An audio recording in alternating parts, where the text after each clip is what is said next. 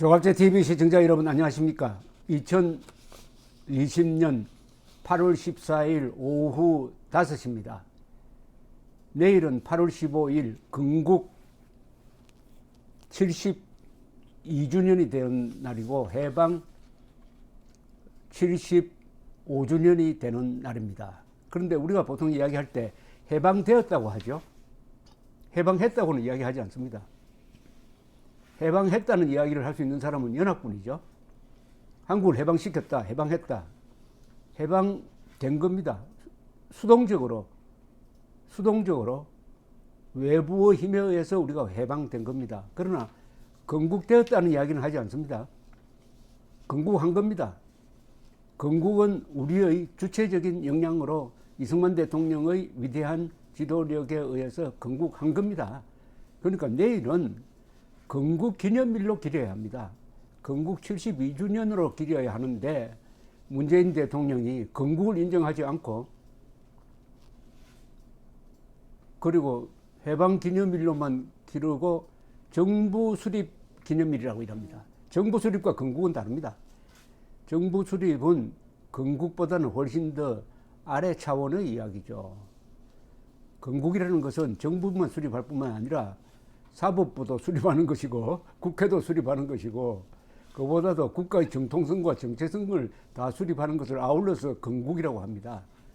자, 그런데 내일 또 문재인 대통령이 경축사에서 무슨 이야기를 할지 지금부터 좀 꺼림칙합니다. 3.1절 뭐 이런 날 다가오면은 그 전날부터 또 내일 문재인 대통령이 말도 안 되는 이야기, 대한민국에 흠집내는 이야기, 김정은 정권에 굴종하는 이야기가 또 나오겠지. 또 배은망덕의 고마움을 모르는 이야기가 또 나오겠지. 또 그걸 가지고 내가 또 지적하는 방송을 해야 되는 것도 이게 좀 기분 좋은 이야기 가지고 방송을 해야 되는데 남 비판하는 것 가지고 방송하는 것도 참 고역은 고역입니다. 그런 걱정을 지금 하고 있습니다. 그러나 오늘 여론조사는 아주 충격적입니다. 한국 갤럽의 여론조사에 의하면은 여론조사의 세계 또는 여론의 세계에서는 정권이 무너졌습니다. 아니, 무너지고 있습니다.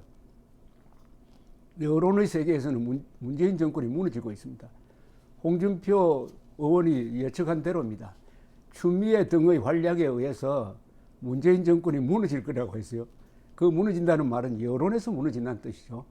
정권이야 무너지겠습니까만은 어떤 정신적으로 무너졌다는 이야기인데 벌써 문재인 대통령의 레임덕이 시작되었다는 것을 확실하게 오늘 이 통계가 보여주었습니다.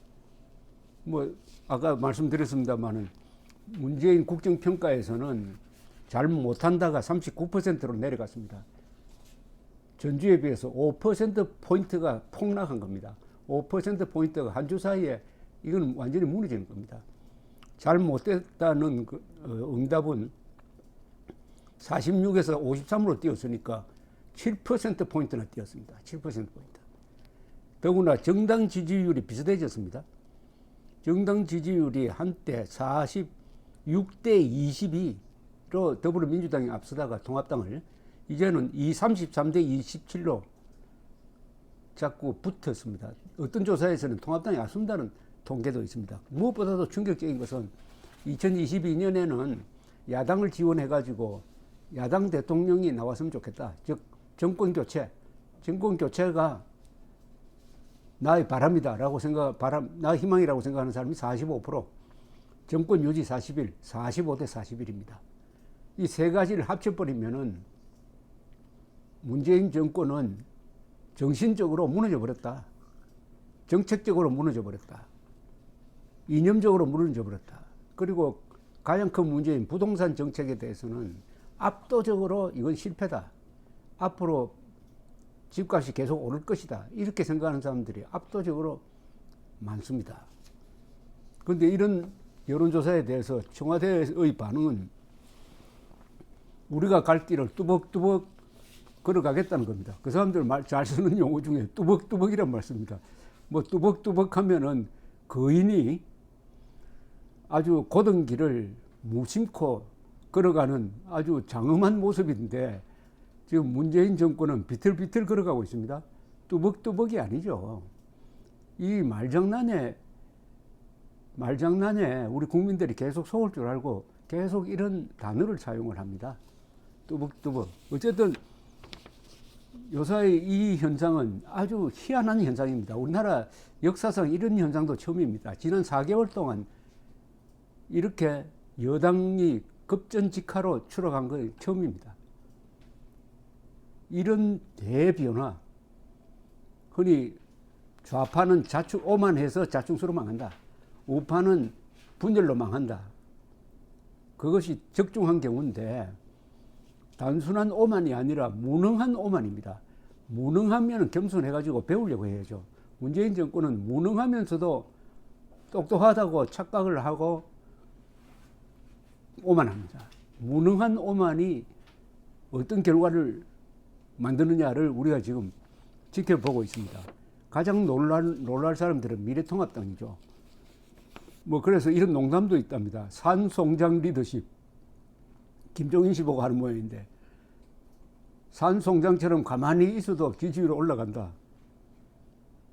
아무것도 안 해도 올라간다. 아무것도 안 하고 있으면 지지율이 올라가는 정당. 반대편에는 많은 일을 하는데 지지율은 떨어진다. 그것은 그 일의 성격이죠. 많은 나쁜 일을 하니까 지지율이 떨어지는 것이고, 나쁜 일은 뭐 거의 안 하니까 잘한 일도 별로 없지만은 지지율이 반사적으로 올라가는 이런 코미디 같은 사건입니다. 이번 지지율 추락에 영향을 미친 사람들이 많죠. 김현미 국토부 장관, 추미애 법무장관, 김태년 여당 원내대표 같은 사람들, 무엇보다도 문재인, 그리고 박원순, 박지원 국정원장, 이인영 통일부 장관, 그리고 그쪽 범여권에 속하는 김진애 의원, 강남 다주택자 김진애 의원, 이런 사람들의 한마디 한마디가 조롱의 대상이 되니까 전 국민 조롱대회가 지금 열리고 있습니다.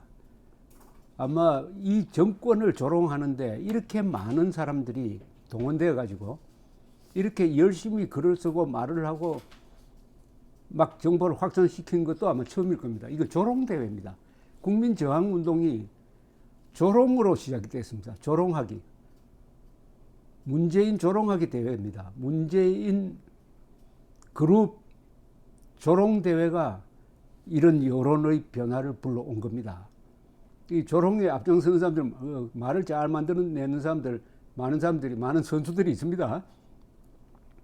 그런 사람들이 상당히 그 좋은 말로 기여를 해가지고 유행어를 만들고 했는데, 물론 문재인 대통령의 한마디 한마디가 이게 조롱으로밖에는 해결이 안 되는 말이죠. 조롱으로밖에 이거 뭐 논리적으로 설명할 수도 없고, 가장 최근이 4대강 보가 마치 수해의 원인인 것처럼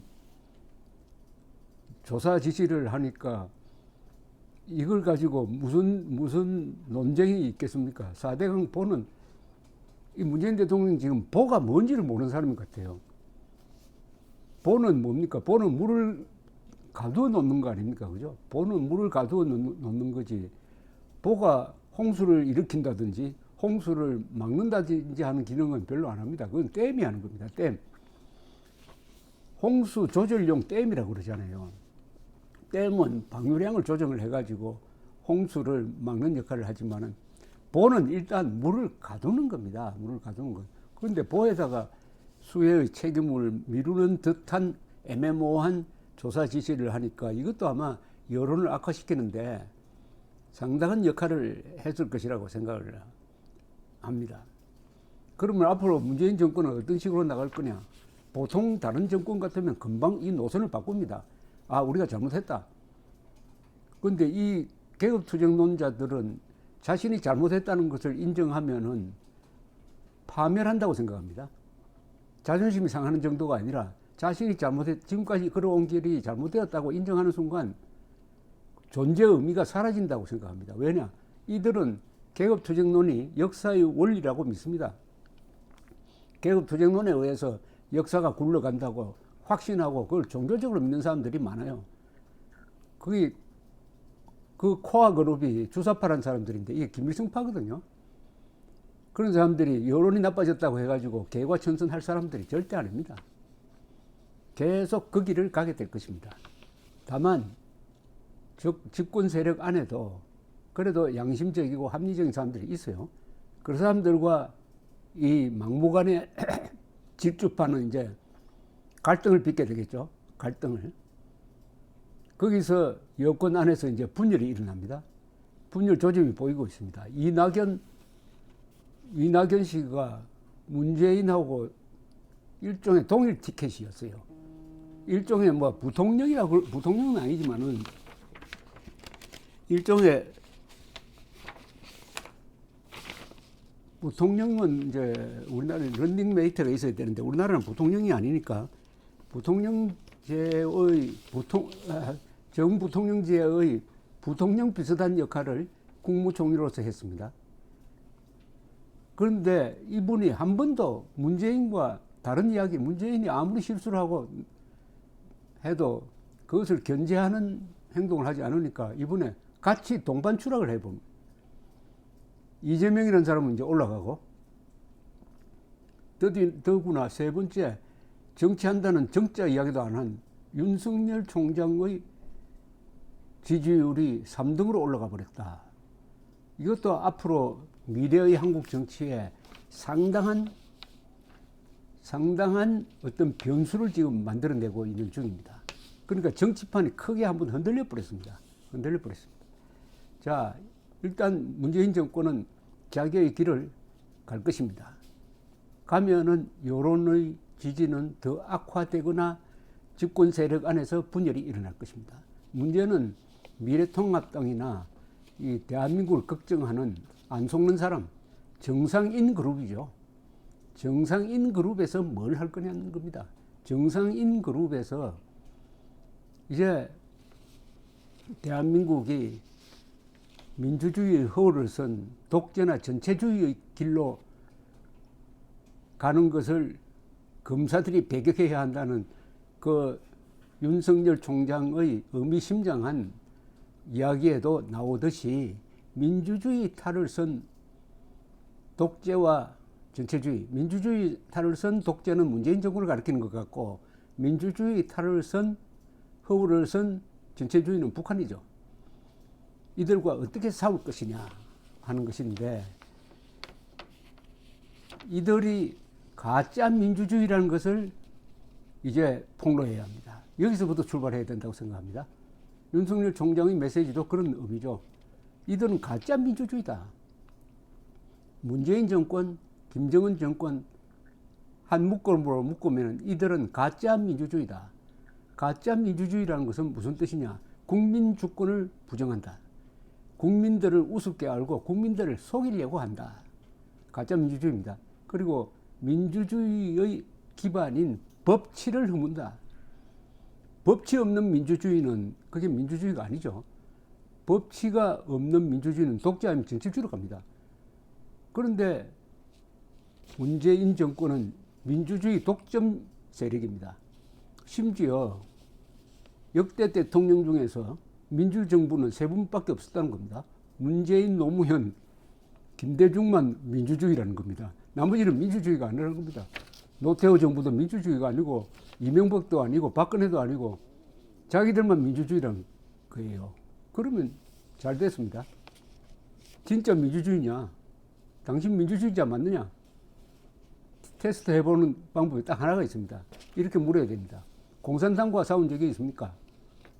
왜냐? 공산당과 싸워야 민주주의자라고 이야기할 수가 있습니다.